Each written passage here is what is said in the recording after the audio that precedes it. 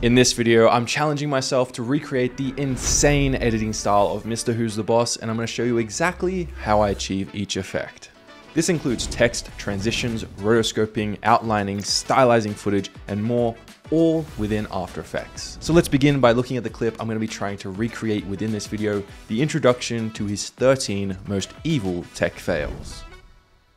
Fake products, false advertising, ruthless scams, these are the 13 most evil tech fails that through instant karma have completely backfired for the companies trying to make some quick cash, ranging from pretty naughty to pure diabolical. Starting with Nokia and their Lumia 920. In the phone's promotional material, this company decided that they really wanted to emphasize the power of the 920's optical image stabilization. Right, so there is a lot of stuff going on in that intro, so many effects, so much effort in the first 20 seconds. And it really pays off, but I think we should begin with the footage. You'll notice that there's several main angles that I need to capture before I can get into the editing. The first of which being a front-on shot, which I'm pretty sure is filmed on a tripod. Now, when we actually watch back the footage, there's a lot of camera movement and it looks like it's handheld, but I'm pretty sure Aaron just does this in post. Well, at least his editors do. That being said, I do also need to capture some handheld shots, one of which panning up from a table onto me from a side angle, and then another with a focus pull from the candle onto the phone that I'm holding. And whilst I don't have the budget of Mr. Beast, I did fork out some money to buy some candles to make the shot look a little bit cooler and more like Aaron's, and I think that is deserved of a like. Now, I also needed to catch something coming out of frame, which was harder to achieve than I thought it would be, and I definitely couldn't have done it without help from my girlfriend, but it made me realize just how much effort Aaron puts into his videos. But with the footage now imported in my computer, I open up Premiere Pro and begin by cutting out the good takes, lining up the clips in sequence, and then importing all of it into After Effects using the Replace with After Effects Composition feature. But you don't have to worry about cutting up the footage and getting the good takes because I'm going to give you all of my finished footage ready to use so you can follow along with me. So now with my footage in After Effects, the best way to go about this process, I think, is to create pre-compositions of each scene within this video. Or we could call these sections. So we have the first section where he's throwing the boxes, you got the flames in the background, and then there's a transition point. And often these scenes or sections are marked by transition points. So let's say we're gonna work on the second section first. That's reasonably hard to say. I'm going to come down to this clip here. So this is the second section where it's just the audio, there's no visuals playing. I'm going to right click on this clip layer and come down to pre-composed. Select that and then give it a name. So I'm just going to call it section 2 and then make sure that I click this box here, and I'll just show you what happens if I don't click it. You can see now that this entire layer is blocked out as a pre-composition, and it's a bit hard to tell with the timing, and when we get into transitions later on, this is really going to be no good. So Control Z to undo. If I right click, pre-compose, and then check the box, it keeps the timing the same as the clips that we've already cut. So all that work I did in Premiere Pro stays there. I'm happy. Now I'm super keen to work on that first section with all those crazy effects, the text, the flames. It just looks cool and I want to get into it. But I think like an athlete, we should warm up first, stretch out the fingers, work on some basic effects. And actually, these basic effects will apply the foundations and the principles that you need to be able to do all these other crazy effects that Aaron does. So we'll start with something simple and then get into the cool stuff later on. And so we're gonna work on this part of the intro first. It's pretty straightforward. There's only 4 real sections here, some logos with some flaming outlines, some pixelated news footage, a censored clip from later on in Aaron's video, and then just some simple graphics with some movement. Simple, smooth, but cool. Basically a descriptor for all of Mr. Who's the Boss's videos. So let's begin with these logos, which will use the exact same technique that we'll use on this clip, this clip, this clip, and this clip. So to start, we need to open up that pre-comp and then drag in one of these logos. To make it look a little bit cooler, slap on a gradient ramp going from black to white and play around with those settings a bit. Then create a rounded rectangle using the shape tool and drop a shadow on there, making sure the softness is low, there's higher opacity, and the distance is out a bit. Now, for that flaming technique, we're gonna use a plugin that I use all the time and clearly Aaron does too. And that's Video Copilot's Saber. It's a really cool and really versatile plugin, and it's going to allow us to do all of these effects. And it's super easy to use. PS, if you want me to make a more in-depth video on this plugin itself and all the crazy things we can do with it, just let me know in the comments down below. But to use this free plugin, all we need to do is create a solid layer, drag it from the effects panel onto that layer, and then just change around a few settings. So first off, under Customize Core, change the core type to layer masks. This is going to use any masks on that shape layer to define the outline of that saber. And then under render settings, to make this transparent so we can see things underneath it, just go down to the composite settings and change that to transparent. Now we'll have this saber effect and we can also see things behind it. And then finally, to get those sick flames and any other effects, just go up and change the preset to burning and then tweak the settings slightly so we match Aaron's. And there's so many other cool ones that you can do here, depending on the theming of the video that you want to do. Now to make that saber match the shape of that original box that we drew out, we just need to go to that shape layer, click on the drop down menus and go to the rectangle path section. If you right click this and select convert to Bezier path, we can then select that path and copy it and then go onto that solid layer, select the mask button, click on that layer once, and then just press Ctrl V, and it's gonna paste the mask from that shape layer, which is now a path, onto the solid layer, meaning that the saber will now follow that. This is the same technique of how you apply saber to literally any shape layer that you want. And now we have that graphic made, which looks really cool. But we have to do this process 6 more times with all these other logos. So to save ourselves some time, we're gonna pre-compose all of these layers we just worked on and then just duplicate them 6 times in the project window. Not in the actual composition, but in the project window. So we can double click that, swap the logos out, and we can drag it in so they're all gonna be different. And one little quick technique when it comes to swapping out things, when it comes to templates, is if we go into the composition for that logo, select the logo layer, we can just alt click and drag any image, any other logo onto that layer, and it's gonna swap it out with the exact same settings. So the gradient will be the same, the size and the scale will all be the same. I love this feature. So with all these burning logos created, we're gonna space them out on the frame and add the wiggle effect to their position and rotation, just very slightly so they have a little bit of movement, which is something I've noticed Aaron has a lot in his videos. But to match these cool burning logos, we need an equally cool background. And I can see 2 things going on in Aaron's background. Number 1, we have this really vibrant, colorful orange sort of moving, blurred out background, which I actually think is just a slow motion flame that's been blurred out. And on top of that, to help with the theming, we have an embers overlay, which just makes it look like everything's on fire, makes everything a little bit more dynamic, and also matches those logos with the flaming saber. And this really helps with the theming of Aaron's videos, which he swaps out all the time depending on what he's talking about. So with this one being about the most evil tech fails, he has a lot of flames and embers and things like that going on. But if we go to another video, you can see he often uses very similar assets and very similar graphics with just different colors and different techniques. So instead of flames, it might be like ice or just lasers. And changing out these elements really helps you switch up the vibe of the video while still keeping things familiar, which is really important as a content creator. And a great service that we can use to help us do the exact same is Envato. Back with a fresh new look, they have all the creative assets you could need to help level up your edits fast. Like for this project, I need some slow motion flames, and they have heaps of them. What about those Ember overlays? Well, they have so many to pick from.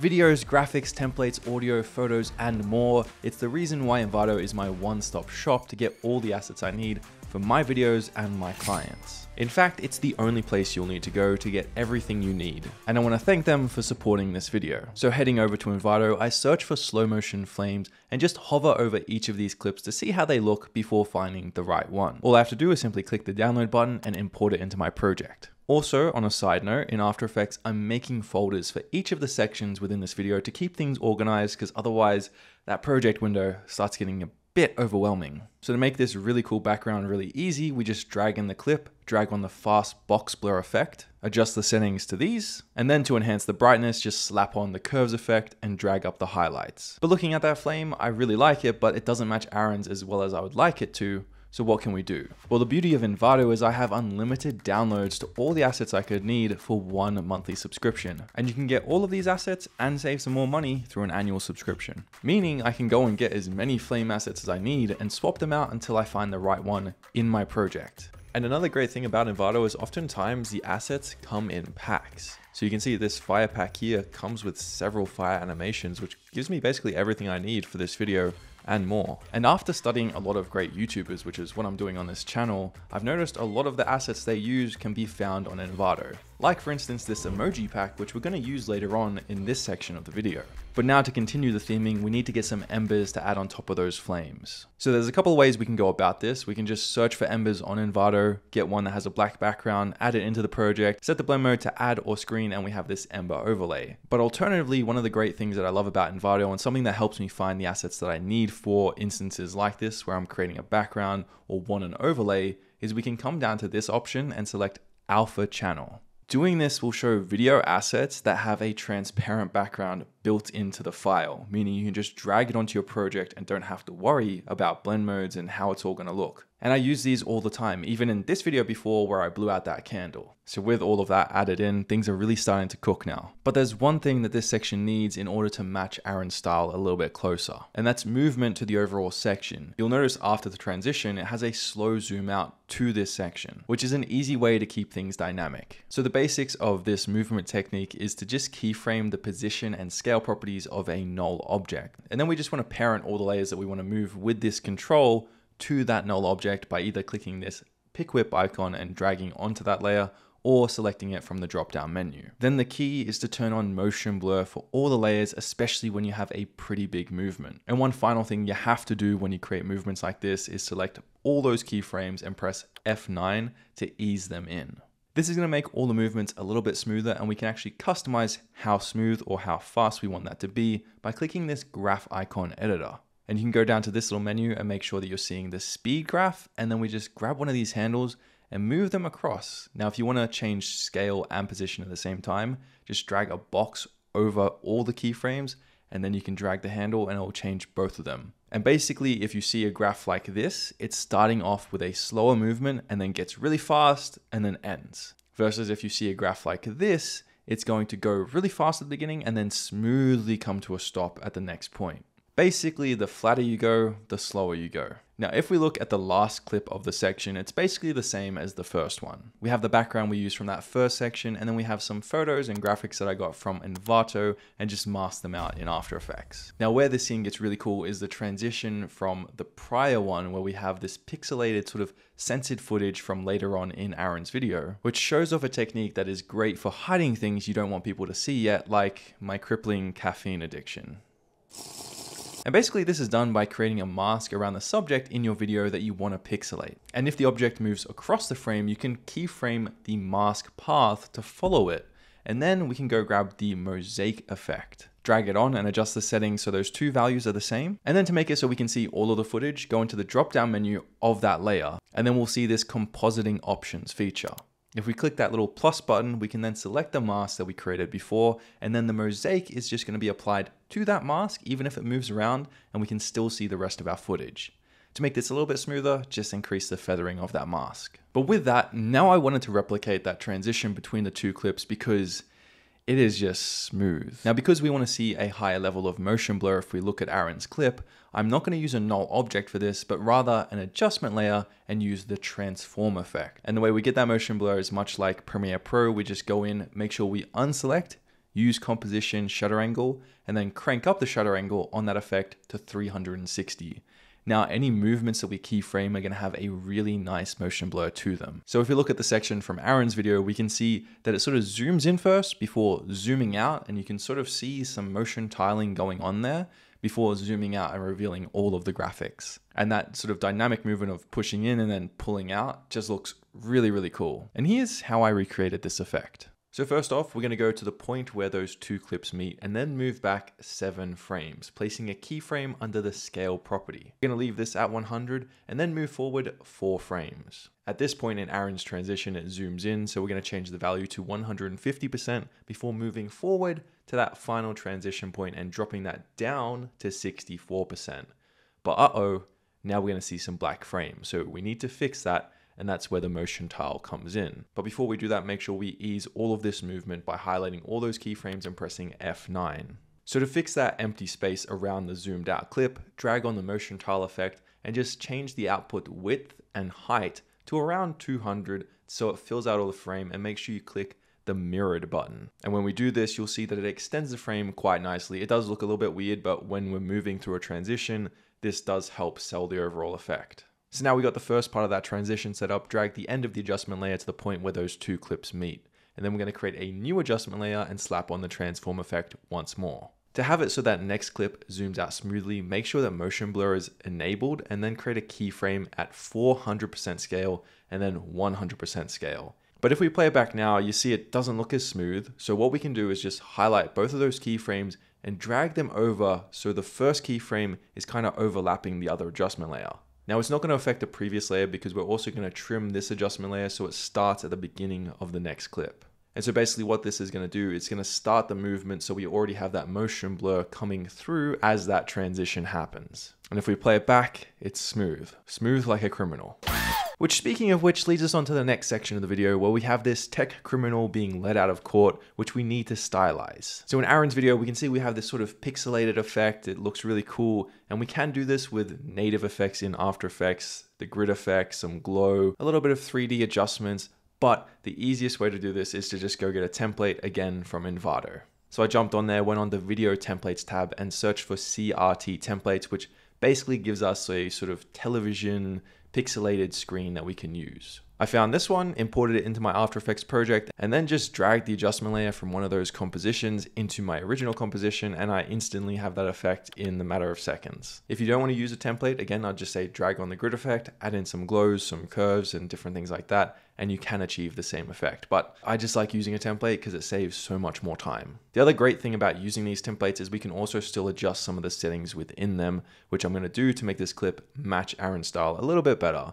And then all we need is a slide transition. And this is something that once we set up, we can use again and again throughout this project and throughout this entire video if we were going to edit the entire video. So we're going to use 2 layers for this. Number 1, grab an adjustment layer and go get the motion tile effect. Go about 5 frames before the transition point and create a keyframe for the motion tile center. Then go 5 frames after the transition point and create another keyframe, making the first value of that tile center negative. Or in other words, so if you drag that value across, it's moving across an entire frame. To add on some blur, we're going to slap on the fast box blur effect and create 1 keyframe at the start of that transition, another keyframe at the end, and then in the middle point where those 2 clips meet, set the value to 200 and make the blur direction horizontal only. And when we play this back after easy easing all those keyframes, it looks really smooth on its own, but in Aaron's video, he takes it to the next level by adding a quick flash. This paired with a camera shutter really makes the transition so much cooler. So let's look at how to do that right now. So I'm going to create a black solid layer and then go grab the lens flare effect. I'm going to change this setting to the 105mm prime setting because it gives us this nice white flare. Next, I'm going to keyframe the brightness from 0 to 241 and then back to 0 again. Basically, I just want this to cover the entire frame. I'm then going to set the blend mode to add and then drop down the opacity down to 79. And this paired with that slide transition looks really sick. But to make our lives so much easier, we're going to add a marker to these 2 layers where their transition point is so we can just copy them and drag them over to the next transition and line it up really easily. And to do that, all we need to do is line up our playhead with the transition point of those 2 clips and then just press Ctrl 8 while selecting one of those 2 layers. This will place a marker on those clips and make it super easy to line up. And with those sound effects added in, this section is looking really close to Mr. Who's the Boss's original video. That, through Instant Karma, have completely backfired for the companies trying to make some quick cash. And with that first section basically done, we can now move on to the next clip, which is highlighting this phone as it comes in. Now this is going to use the exact same technique as the saber effect. However, you'll notice that this time the phone moves, so we have to track the mask to the movement of that phone. It's a little bit trickier, but still not too bad. So in this instance, I'm actually going to duplicate my footage of that phone clip. And this time I'm going to create the mask and add the saber effect to this footage layer. So I'm going to go to the point where the phone is somewhat stationary so I can see everything really clearly and make a mask around the outline of that phone, going around my fingers as well. Going through the drop-down menus, I'm going to create a keyframe for the mask path at that point. Then we're going to use Adobe's automatic mask tracking feature. So basically we want to find this tracker window. And if you can't see that, go up to window and come down and click tracker. From there, line up your playhead with that first mask keyframe that we created, and then just click the forward button. After Effects is then going to automatically try and track your mask to that footage. Now, sometimes it does get things wrong, especially with quick movements. So you want to stay by your computer and watch this process. And if you do see it start to veer off, just pause the clip, adjust the mask, and then click play again. To fill out the rest of the scene, go to that first keyframe again, and then just click the back arrow. And it's going to do that whole process, tracking the mask automatically. With our mask now tracked in, we can add in the saber effect, this time using the default core with a red glow.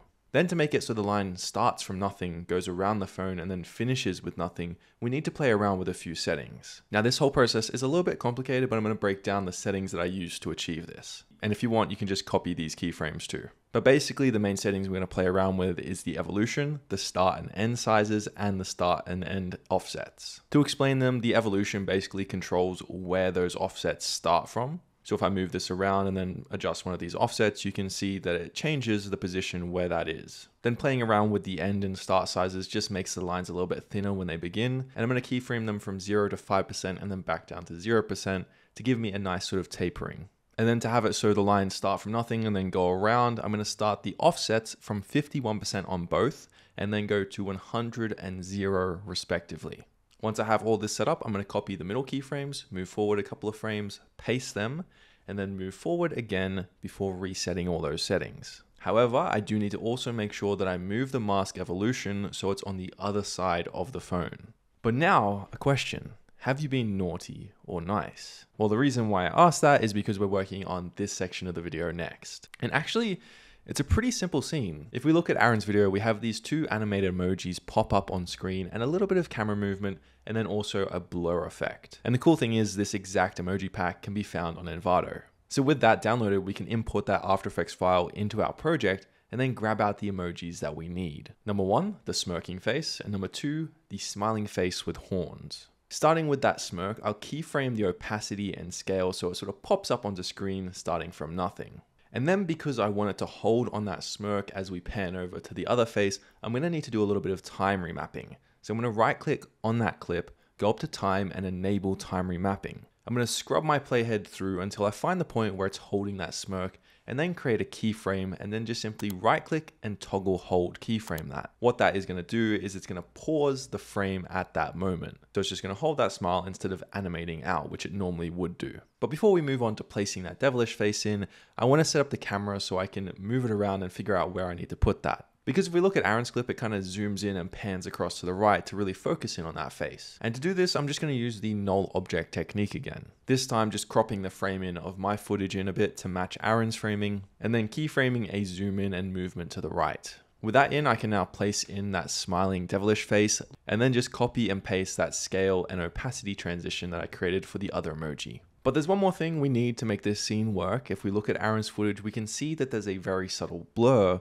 as we zoom in on that other emoji. And this really just adds a sense of depth to the overall scene. So to do that, I'm just going to slap on a fast box blur effect and keyframe that as we move across to the other emoji. And on top of that, we're just going to add a simple drop shadow to both of them. And to match Aaron's clip even further, we can change that purple emoji to red by using hue saturation. And so with that done, we're going to move on to the next section where we're catching the phone. Now the techniques in this are very similar to that rotating phone clip. However, there's a few extra things that I need to do in order to match Aaron's style. So first off, we're going to track masks to that phone coming into frame. Now luckily there's just a few frames because it's quite a quick movement. But as you can see, the mask tracking wasn't perfect, so I had to adjust it every now and then. And then I'm going to create 2 duplicates of my footage. So the first duplicate is going to be for a sort of flaming saber effect, which is when the phone's coming into frame, just like Aaron's, because we want that to disappear. And then we want to have a laser effect go around the phone as I'm holding it in my hand once it's stationary. And I almost forgot to mention that I actually had to duplicate the layer once more because there was a chunky red glow once you caught the phone too. So with that first clip, I'm just going to keyframe the core size of that flame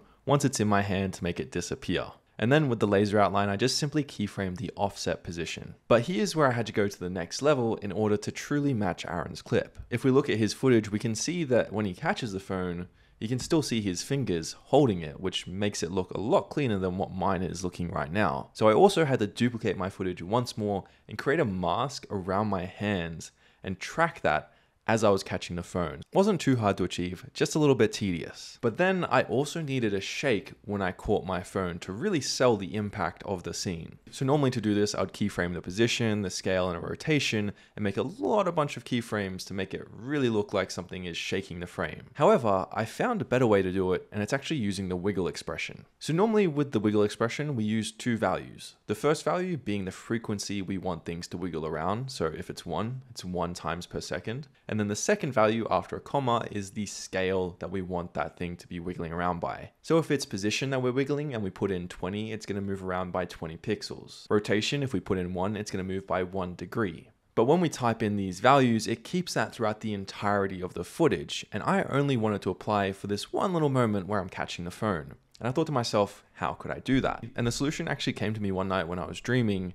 And it's probably a really obvious solution, but it's actually to use slider controls to control these values. So we're going to set up the wiggle on position and rotation like we normally would. Just alt click the stopwatch icon, type in wiggle, open a bracket. But then we're going to drag on 3 sliders onto our layer. We're going to label the first one intensity, the second one position, and the third one rotation.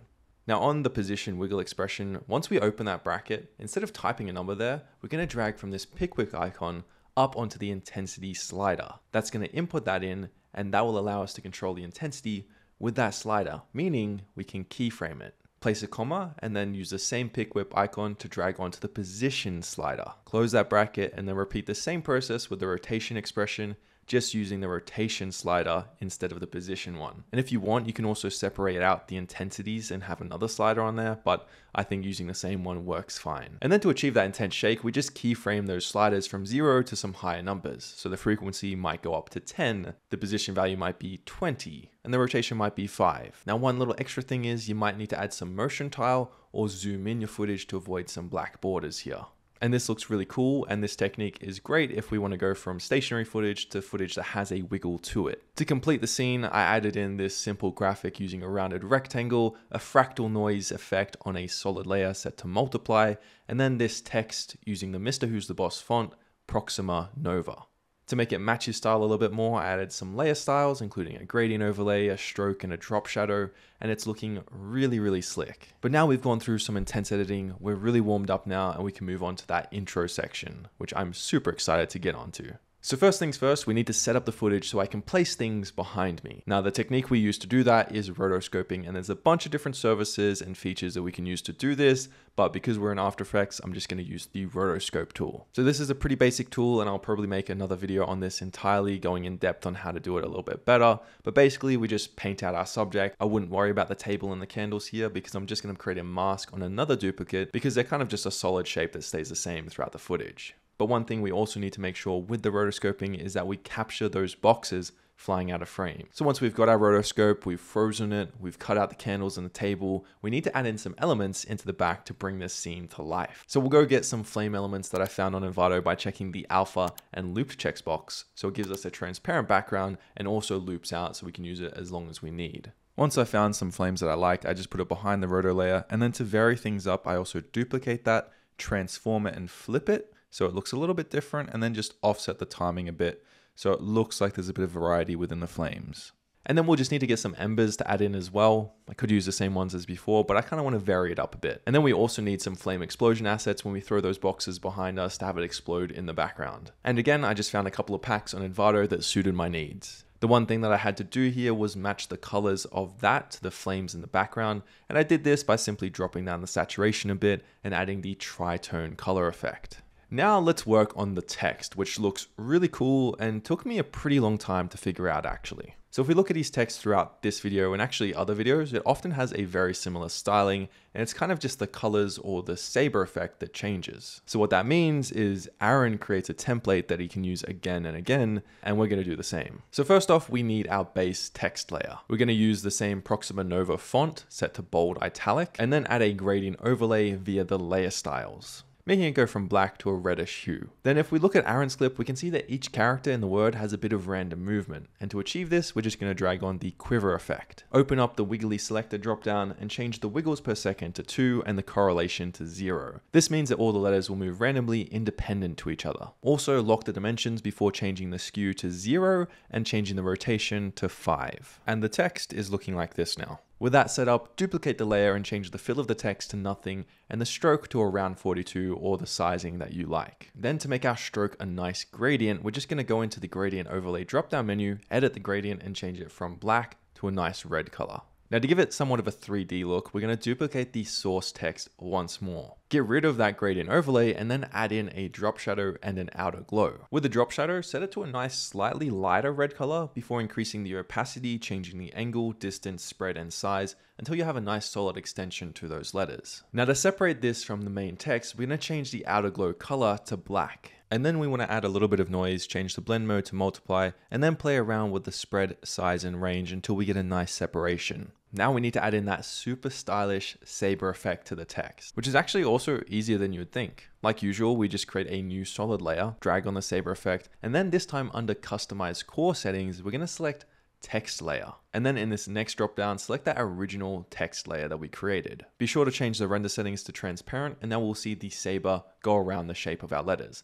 But if we look at Aaron's video, we'll see that it only goes around different parts of the letters, not the entire thing. So to achieve that look, we just need to play around with the offset and mask evolution settings and play around with it until we get something that we like. Now in this particular video, there's two templates that we're going to need. One with the fire saber effect, and then one with the default saber effect changed to a red glow, and then we're just going to increase the distortion of that core a little bit under the distortion settings. With two templates set up, all we have to do now is animate it. So when it comes to the text with a red laser outline, there's a very simple animation that sort of shows that laser and then the text fades in behind it from 0 opacity to 100 opacity. So we can leave the saber effect as is, and then on the source layer text, keyframe the opacity from 0 to 100 and easy ease that. And then to have it so all of the other text layers follow this opacity transition, we just need to go into their opacity setting by pressing T on all of those layers, drag our playhead to the point where the original source text is at 100% opacity, and then on each of those opacity settings, just drag the pick whip to the opacity setting of the original source layer. And then instantly, all of these layers are now linked to that, and you'll see that it all fades in at the same time. If we change the keyframe on the original source layer, you'll see that it still matches. Now importantly, we want to set this template up so once we change one of the text layers, everything else changes as well. So we can use the same technique as the opacity, but this time we go to the source text setting of each of those layers and drag from the pick whip of that onto the source text of our original text layer. And now you'll see when I type in that text, everything changes, including the saber as well. Now for the fire text template, it's a little bit different and we kind of have this individual scale animation for each of the letters. So to do this on the source text layer, we're going to go to that little button that says animate, click that and select scale. If we keyframe this from 0 to 100, you'll see that the letters animate from nothing to 100 individually. However, we don't want to do this because it messes up with the saber and makes it really funky. So instead, the first keyframe we want to make about 10%. And this is still going to give us the same effect as Aaron's video.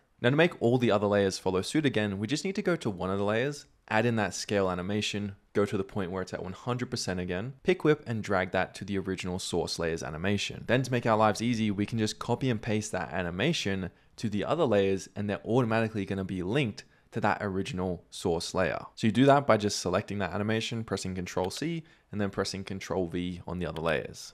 Watching this back, I also then realized that I had to keyframe the distance and size of that drop shadow so it looked good. And now we have our text template, but in order to actually use this like the logos, we want to pre-comp all of those layers and then duplicate those pre-comps when we want new text in the project window. From there, we can just change the source layer text, drag it into our project, and it's good to go. And now the only thing left to do is do a few animations to this text. So most of them actually use the default transition that we set up in the templates, the scale in or the opacity fade in. Two of them either have a position slide in, so it comes in from the right, or it has a scale up, and both of these have motion blur enabled on the layer. And then once Aaron's finished saying the word, I can see that there's an opacity fade out to each of those text layers, so they sort of fade off screen before the next one comes in. Simple, smooth, but effective. But what about this ruthless disintegration? Because that looks sick and it also looks really difficult. But it actually wasn't as hard as I thought it would be. So with that text pre-comp dragged into our project, we just want to duplicate that once. Go grab a glow effect and then add in the CC Particle System 2 effect. And then all we have to do is just change a few settings on these and we'll have this really cool animation. But before we get into it, I just want to give a quick shout out to ZeroFX, who laid the foundations for how I achieved this effect. And I just modified his settings to make it look more like Aaron's. So first we want to change the birth rate to 61 and the producer Y radius to around 25. So it's basically like a line that covers the size of the text. Then we're going to keyframe the position of this so it goes from the left side of the frame to the right side of the frame. Under physics, we'll change it to direction and change the other settings to this, notably changing the direction to 90 and the gravity to negative 0.2. To make it so it's red particles, we're going to change the particle type to motion polygons and change the colors to red before clicking this checkbox. Now to animate this transition out so it actually looks like the text is disintegrating is quite easy. We're just going to create a shape layer that fills out the entire frame and maybe has a little bit of an angle to it. And we're just going to create a position keyframe that matches the movement of that disintegration effect. So it goes from one side of the frame to the other, matching that timing. Now with the original Ruthless text layer, we're going to go into the track matte and select that shape layer as our track matte, but clicking the invert button. So as it moves over, it hides the text. Now to make this a little bit more subtle and match the disintegration, we're going to add on a Gaussian blur to that shape to make the edges a little bit smoother. To make it so the disintegration happens when you want, just select the shape layer and the disintegration effect and move it across to the point where you want it to begin. And finally, set the blend mode of the disintegration to classic color dodge for an even hotter glow. Also, one effect that I realized I needed to add into all of this text is to just simply add in a position and rotation wiggle to all of the text layers so it has a little bit more dynamic movement when it's sitting on screen, which is something I notice a lot in Aaron's video. Is always movement going on. Now before I add some camera movements and motion to the scene, we need to work on the transitions first. Specifically starting with this flame ball transition, which I think looks really cool in Aaron's video, and I really wanted to replicate this. So the key to this effect was finding the right asset, and I found one in a pack on Envato once more. But the tricky part is I needed to start from behind me, then come around and go in front of me. So we just need to drag it behind the rotoscoped layer of myself and the table, and then line up the transition to the point where the flame covers the entire screen is at the end of this pre-comp. And then we need to trim that layer to that point. And this is very important for transitioning to the next scene. So with that there, we're gonna duplicate it and move it above all of our footage. And then we need to go to the point where the flame is finished coming from behind me and is just there by itself. At that point, we're going to cut the first clip there and then start the next clip from that point. And we can do this by pressing Alt and the square bracket keys. So we'll now see that the flame comes from behind me and then goes in front of me. And it looks really sick. But to finish this transition, we need to copy that top layer, go back out to our main composition where all the scenes are separate, and then paste it in and line it up so the end of that clip is at the end of that first pre-comp. From there, we can drag out the rest of the clip and then trim it at the point where the transition is. So we have part of the transition within the pre-comp and then the rest of it outside of it. And at this point, I'm going to add in that camera movement to the first section. However, I'm going to do something that's going to save me a lot of headache and probably something you're experiencing too within After Effects if you don't have a super beefy computer. Now, because we have a bunch of effects going on, playback is really slow. And when you're trying to add in camera movement in post, it's a little bit difficult when you're not seeing things play back in real time. So what we can actually do here is click on that pre-comp, go up to composition and select pre-render. You can change the settings to whatever you want. I'm going to leave them as QuickTime, but importantly, we want to select import and replace usage as the post-render action. What this is going to do is it's going to render out this clip and replace it within your main composition with the rendered clip, so it'll be nice and smooth playback. Don't worry though, the composition will remain in your project so you can edit it again, but it's going to make your life a whole lot easier. Now the camera movement within this scene is nothing unique. I'm going to use the same techniques as before, so use scale and position keyframes, but the only difference is I'm also going to add in a little bit of wiggle to the rotation and position throughout the entirety of this clip, which is something that I noticed Aaron did. Now the rest of the transitions were pretty easy. This one was another flame asset I grabbed from Envato, and I just played around with the time remapping to make it a little bit faster. For this one, I just used a flare from a flare pack that had about 20 options, was great, and just changed the hue and saturation of that. But then we came to this transition, which was epic, and it looked difficult, and I wanted to recreate it. But actually with the right template,